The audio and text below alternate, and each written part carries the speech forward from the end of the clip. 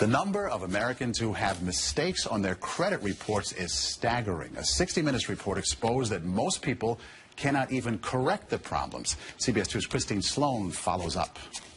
Meg Pasternak says a mistake on her credit report nearly destroyed her credit. We had to present so much documentation to say this wasn't ours, and then we still had to pay something to get rid of it. Pasternak says it took months to resolve the problem. You feel kind of helpless because they got you under the gun if you need to get a new car or a house or for anything. Pasternak is not alone in her frustration. A new government study finds up to 40 million Americans have mistakes on their credit reports. But an investigation by Steve Croft on 60 Minutes finds most people get nowhere trying to correct an error. Ohio's Attorney General tells Croft that is a clear violation of a federal law. The federal law says that if you believe that there is a mistake, you can go to them and they have an obligation to do a reasonable investigation.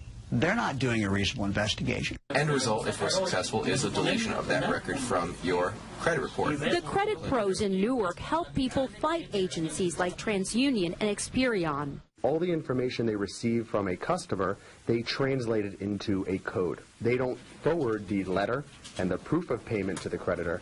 They just forward the 3-digit code. So the best way to protect yourself? Go directly to the creditor rather than going to the credit bureau themselves. Another good habit to get into, check your credit report periodically to make sure there are no changes.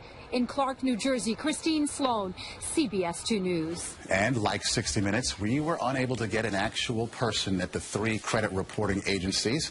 60 Minutes was referred to the spokesperson for the agencies, who provided a statement citing an industry-sponsored survey that showed 95